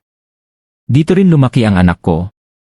Kaya pagdating sa usapin ng kasal ng mga kabataan, may karapatan akong magsalita. Ano nang pakialam mo rito? Malaki ang pakialam ko. Mahal na mahal ng anak ko ang anak ni Brother Yunhai. Muli siyang yumukod. Brother Yunhai, buong buhay ko ay nakatuon ako sa espada kaya napabayaan ko ang pagpapalaki sa anak ko. Salamat sa pag-aarugan niyo sa kanya. Ngayong ganap na siyang binata at tapat ang damdamin niya sa inyong anak, nais kong formal na hingin ang kamay nito para sa kanya. Napayo ko na lamang sina Lo Yunhai at Yer. Isa na naman ang dumating para humingi ng kasal. Ngumisi si Long Xingyon. Kung ganoon, hindi ko na pahihirapan ang alliance leader. Brother Yunhai, napagkasunduan na natin ito. Pag-usapan na lang natin ang mga detalye mamaya. Kalokohan. Tinulak siya ni Xi Qianxiang. Wala pang napagkasunduan. Lumayas ka. Sinipa naman siya ni Long Xingyon pabalik. Umalis ka na nga sa Tenyu, nakikialam ka pa rin sa mga usapin nito. Nagmistulang dalawang matandang nag-aaway ang dalawa. Hindi man sila nagsusuntukan, sapat na ang kanilang sigawan upang maagaw ang pansin ng lahat. Napailing na lamang si Lo Yunhai. Sa sandaling iyon ay sumigaw ang tagapagbalita. Dumating na ang sect leader ng Sword God Sect. Lumapit si Wen Tao at napangiti nang makita ang eksena. You! Venerable Xi, anong nangyayari rito? Senior brother! Napangiwi si Xi Qianxiang at agad na tumigil sa pakikipagtalo. Humalakhak si Wen Tao. Haha! Ang saya naman dito. Venerable Xi, ibang-iba ka rito kumpara sa napakaseryoso mong ugali sa loob ng sekta. Umikot lang ang mga mata ni Xi Qianxiang, bagamat may bahagyang ngiti sa kanyang labi. Nagbigay galang si Lo Yunhai. Sect Leader Wen, matagal na tayong hindi nagkita. Kinawayan siya ni Wen Tao. Huwag ka nang magpormal. Magkakapatid na tayong lahat. Hanggang ngayon ay sariwa pa rin sa alaala ko kung paano ako iniligtas ng Luo Clan noong digmaan ng 5 lupain. Natural lamang iyon. Kung hindi dahil sa suporta mo noon, hindi rin makakasama ang Luo Clan sa siyam na sekta. Ginawa lang nating lahat iyon alang-alang kay Brother Zhou. Ngunit ang pagliligtas mo sa buhay ko ay ibang usapan. Simula noon ay pamilya na tayo. Brother Lo, binabati kita. Masayang nagpalitan ng pagbati ang dalawa. Muling umalingaw-ngaw ang sigaw ng tagapagbalita. Dumating na ang sect leader Yan Mo ng Hellion Flame Sect at sect leader Wu Qingqiu ng Ultimate Clarity Sect. Magkasabay na dumating ang dalawa. Tumawa si Wu Qingqiu. Mukhang huli na kami. Bilang kabayaran, iinom ako ng marami. Yunhai, binabati kita. Kung hindi lang kami mga sect leader at hiwalay na sa mundong mortal, sana ay nagdaos din ako ng ganitong pagdiriwang. Kahit paano, nagkaroon tayo ng pagkakataong muling magsama-sama. Tumango si Yan Mo at magalang ding bumati. Napatawa si Lo Yunhai. Sect Leader Wu, huwag mo akong biroin.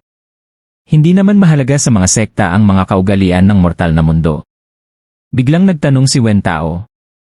Kumusta si Elin? Hindi pa rin ba niyo siya nahahanap? Simula nang mawala si Zhu Fan, siya na ang pinakamalakas sa kanlurang lupain. Napabuntong hininga si Wu Qingqiu. Huwag mo nang ipaalala. Ilang araw lang matapos ang digmaan ay nawala na ang aking junior brother. Hanggang ngayon, wala pa rin kaming balita sa kanya. Napabuntong hininga rin si Wen Tao. Marami ring matatandang eksperto ang naglaho pagkatapos ng digmaan. Para bang sabay-sabay silang nagretiro at tinalikuran ang katanyagan at kayamanan. Tahimik na nagkatinginan ang lahat.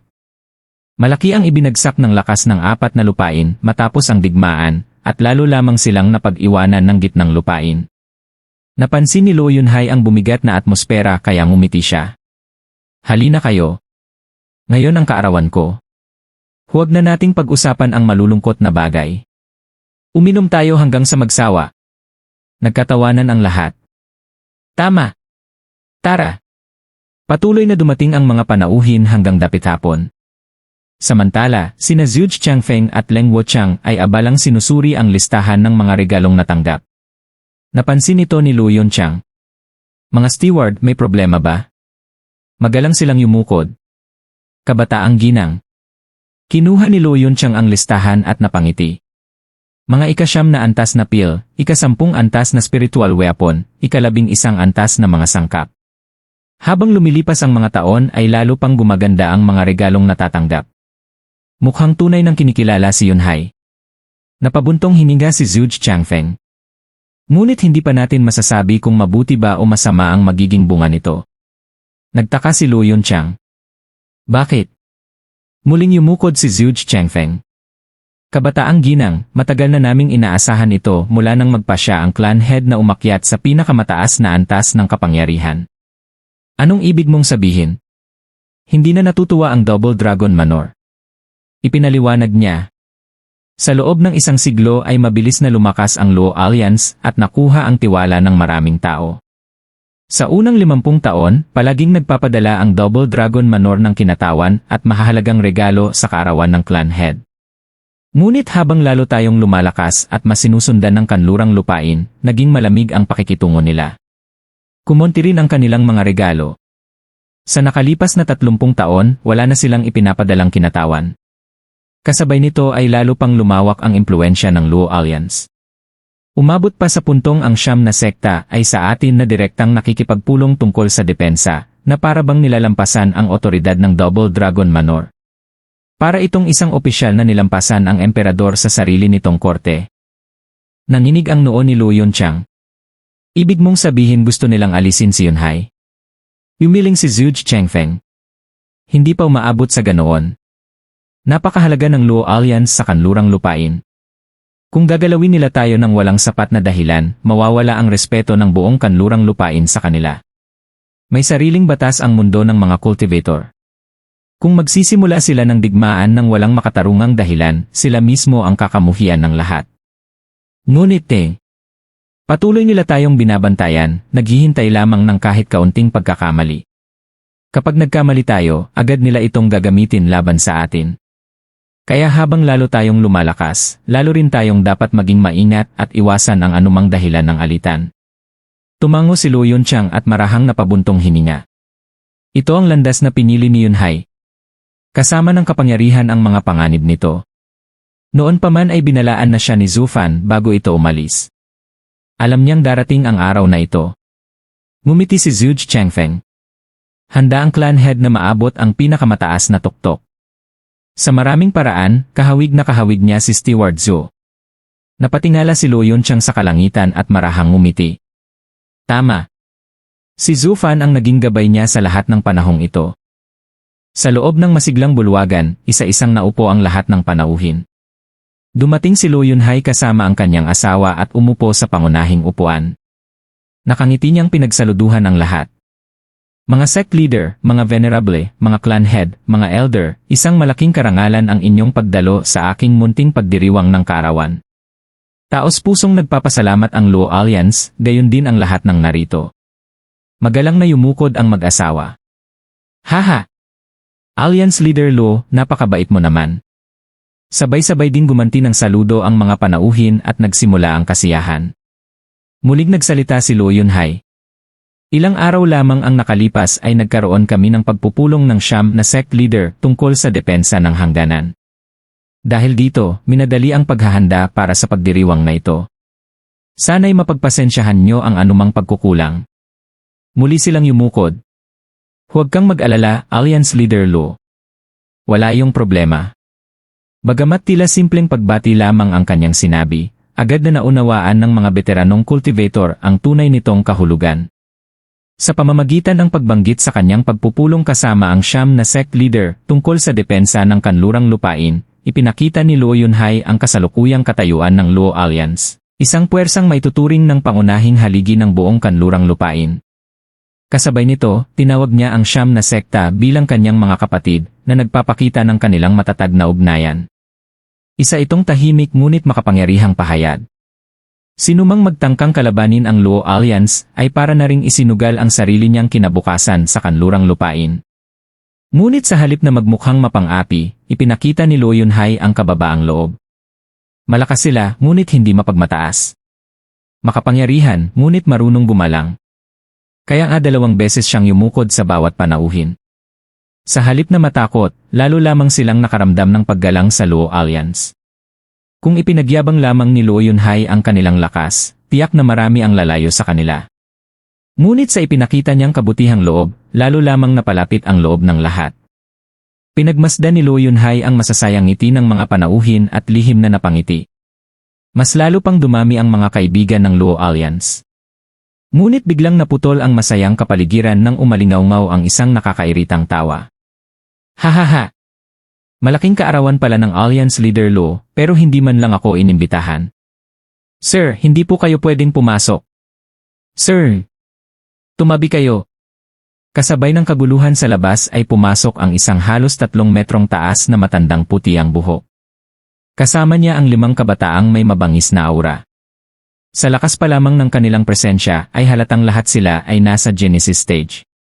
Tinangka silang harangin ng mga gwardiya, ngunit madali lamang silang naitulak palayo. Nagbulungan ang mga panauhin. Si Qin Hao iyon ang pinuno ng Qin Society. Ano nang ginagawa niya rito? Hindi ba masama ang relasyon nila sa Luo Alliance? Mukhang naparito siya para guluhin ang handaan. Tahimik na nagmasid ang lahat. Lumapit ang isang gwardiya kay Luo Yunhai. Alliance Leader, pinilit po nilang pumasok kahit anong pigil namin. Hayaan mo na. Pinayagan niya itong umalis bago magalang na humarap kay Qin Hao. Society Head Qin, ano ang dahilan ng hindi inaasahang pagbisitang ito? Tumayo naman si Luo Yunchang at malamig na nagsalita. Tama. Hindi ka naman namin inimbitahan. Kaya bakit mo piniling pumasok ng walang pahintulot? Napangiti ng mapanlait si Qin Hao. Young miss, alam kong matapang ang ugali mo pero nakakagulat na wala kang respeto kahit sa kaarawan ng sarili mong kapatid. Tutal, ang ating dalawang samahan ang pinakamalalaki sa kanlurang lupain. Hindi ba dapat inimbitahan din ako ng Alliance Leader? Akala ko nga baka nawala lang ang paanyaya dahil naging abala kayo sa usapin ng hangganan. Pero ayos lang. Heto na ako mismo upang batiin siya ng mahabang buhay. Nalalamig na umiti si Luo Yunchang. Hindi namin kailangan ang mga manggagayang tulad ninyo. Mukhang inakala mong pareho ang nararamdaman namin. Pasensya ka na lang. Hindi napigilan ng maraming panauhin ang mapatawa. Agad na dumilim ang mukha ni Qin Hao. Alam ng buong kanlurang lupain na ang Luo Clan ang unang nagtayo ng isang clan alliance at ginawa nila itong pinakamakapangyarihang samahan. Ang lahat ng sumunod ay pawang mga panggagaya lamang. Ngunit sa lahat ng iyon, ang Qin Society ang pinakahalata dahil halos ginaya nito ang buong sistema ng Luo Alliance. Sa mata ng mundo, ang nauna ang tunay na bayani, samantalang ang nanggaya ay habambuhay na nasa likuran lamang. Habang naroon ang Luo Alliance, nakatakdang manatiling pangalawa ang Qin Society. Kung hindi lamang dahil sa suporta ng Double Dragon Manor, matagal na sana itong naglaho. Kaya ang salitang imanggagaya ay tumama ng husto kay Qin Hao. Piliting ngumiti ang matanda. Alliance Leader Luo, mukhang wala talaga kayong balak na imbitahan ako. Pero ngayong narito na ako, hindi naman siguro ninyo palalayasin ang isang matandang gaya ko. Hindi ba laban yon sa mga prinsipyong ipinagmamalaki ng Luo Alliance? Ngumiti lamang si Luo Yunhai. Maupo ka, Society Head Qin. Isang dagdag na plato lamang ang kailangan. Ngunit umiling si Qin Hao. Hindi sa hindi ko pinahahalagahan ang paanyaya mo. Pero mukhang ayaw mo naman talaga akong makita. Kaya alis na rin ako. Gayunpaman, hindi maaaring dumaan ang kaarawan mo nang wala akong inihahandog. Mga tauhan, ilabas ninyo ang regalo. Opo. Lumapit ang isang matipunong lalaki at inilabas mula sa kanyang special ring ang isang halos 3 metrong kahong yari sa pulang kahoy. Tahimik itong inilapag sa gitna. Tinitigan iyon ni Luo Yunhai habang sinusubukang hulaan ang pakay ni Qin Hao. Ngumisi ang matanda at binuksan ang kahon. Biglang bumalot sa buong bulwagan ang nakasisilaw na pulang liwanag. Nang masanay ang kanilang mga mata, sabay-sabay silang napasinghap. Isang pinakamataas na kalidad na ika-12 antas na spiritual sword. Malawak ang ngiti ni Qin Hao. Ito ang aking regalo para sa Alliance Leader Luo. Isang kayamanang nararapat lamang sa isang tunay na bayani. Sana'y tanggapin mo ito. Bahagya siyang yumukod habang nakatitig kay Luo Yunhai na tila hinahamon ito. Biglang umugong ang buong bulwagan. Napakabihira ng ika-12 antas na spiritual weapon. Saan kaya niya nakuha yon? Kahit ang Double Dragon Manor ay maaaring walang ganito. Hindi lang Double Dragon Manor. Kahit sa gitnang lupain, malamang ilan lamang ang mayroon nito. Sa ibang lupain, baka wala man lang kahit isa. Lahat ay hindi maalis ang tingin sa nagliliwanag na pulang espada. Maging si Luo Yunhai ay hindi nakapagsalita sa pagkabigla. Lumapit si Leng Wuchang at bumulong. Clan Head, malinaw na naparito si Qin Hao upang sirain ang pagdiriwang. Malamang ay inutusan siya ng Double Dragon Manor upang pigilan ang paglakas ng Luo Alliance. Kung hindi natin matapatan ang ipinakita niyang kayamanan, mapupunta sa kanya ang paghanga ng mga tao. Unti-unti niyang maagaw ang ating mga kaalyado.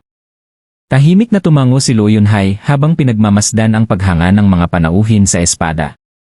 Hindi mahalaga ang mismong espada. Ang tunay na pakay ni Qin Hao ay ang puso ng mga tao. Kung hindi siya makaganti, mababawasan ang impluensya ng Luo Alliance. Tahimik siyang lumingon kay Qiu Yanhai. Elder Qiu, ikaw ang pinakamahusay na refiner sa ating alyansa. Mayroon ka bang kayamanang maipantatapat dyan? Napabuntong hininga si Qiu Yanhai. Clan head, isa lamang akong ika-10 antas na refiner. Sa pinakamaganda, nakakagawa lamang ako ng ika-11 antas na spiritual weapon. Wala akong maihahambing sa isang pinakamataas na kalidad na ika-12 antas na espada. Napabuntong hininga si Luo Yunhai. Wala siyang maisip na paraan upang kontrahin ang ipinakitang kayamanan ni Qin Hao. Sa kabilang panig ng bulwagan, nagbulungan sina Wu Qingqiu at Wen Tao. Balita ko, hindi na gaanong pabor ang Double Dragon Manor sa Luo Alliance. Kaya ginagamit nila ngayon ang Qin Society upang balansihin ang impluensya nito. Mukhang totoo nga ang mga chismis. Iyon lang ang paliwanag kung bakit biglang lumakas ang Qin Society. Kahit pa ibinigay ng Double Dragon Manor ang espadang iyon sa kanila, napakahalaga pa rin ito. Kung wala silang mas malalim na layunin, hinding-hindi nila ito ipapamigay. Tumango si Wen Tao. Kapag handang magsakripisyo ng isang ika-12 antas na spiritual weapon para lamang mapahina ang Luo Alliance, malinaw na kumikilos na ang Double Dragon Manor. Napangiti ng mapait si Wu Qingqiu. Noon, wala namang nagbabanta sa kanilang kapangyarihan. Ngayon mayroon na. Hindi ang paglakas ng Luo Alliance ang kinatatakutan nila, kundi ang lumalawak nitong kalakalan sa buong 5 lupain at ang paggamit ng Sacred Stones bilang pangunahing salapi. Unti-unti nang nalalamangan ng Luo Alliance ang Double Dragon Manor. Kung magpapatuloy ito, mawawalan ng saysay ang kanilang pamumuno. Kaya wala silang ibang pagpipilian kundi gumamit ng ibang paraan upang muling mapasailalim sa kanila ang kanlurang lupain. Napabuntong hininga siya. Ngayon ko lubos na nauunawaan kung bakit noon pa man ay pinayuhan ako ni Brother Zuo na lumayo sa mga makamundong kapangyarihan kung nais kong maabot ang tunay na Dao. Tahimik na tumango si Wen Tao habang baka sa kanyang mukha ang matinding pagkabigo. Sa gitna ng masiglang bulwagan, buong yabang na tumayo si Qin Hao habang nakangisi sa pagkabigla ng lahat. Mga ginoo at ginang, wika niya, pinili ko mismo ang espiritual na espada na Pero Cloud bilang handog kay Alliance Leader Luo. Hindi maaaring basta-basta lamang ang aking regalo sa napakahalagang pagdiriwang na ito. Sa isip ng lahat, halos sabay-sabay silang napamura. 12 antas na espiritual na sandata na nga lang ang halos wala sa buong mundo, tapos sasabihin mong maingat ka lang sa pagpili. Parang napakarami mong pag-aari. Bagaman naiinis sila sa kanyang pagyayabang, hindi pa rin nila maialis ang tingin sa nakasisilaw na espada. Alam ni Qin Hao ang epekto nito kaya lalo pa niyang dinagdagan ang kanyang pagpapakitang gilas. May alitan man kami ni Alliance Leader Luo, ani niya, marunong pa rin akong magbigay galang. Kaya isang ika-12 antas na espiritual na espada ang aking handog. Iniabot niya ang kahon habang nakatitig kay Luo Yunhai na parabang hinihintay ang kanyang pagkatalo. Nanikip ang dibdib ni Luo Yunhai. Kung tatanggapin niya ang regalo, magmumukhang sakim ang Luo Alliance. Kung tatanggihan naman niya ito, si Qin Hao ang lalabas na mapagbigay habang siya ang magiging tampulan ng usapan. Ano man ang piliin niya, may mawawala sa kanilang reputasyon. Sa huli ay napabuntong hininga siya. Society Head Qin, mahinahong sabi niya, pinahahalagahan ko ang iyong kabutihang loob, ngunit napakahalaga ng regalong ito upang tanggapin ko. Ngumisi si Qin Hao. Ganoon ba? Kung ganoon, mas mura na lamang ang dadalhin ko sa susunod. Walang pag-aatubili niyang isinara ang kahon at ibinalik ang espada sa kanyang storage ring habang palihim na pinagtatawanan ang Luo Alliance. Ngunit hindi pa siya tapos.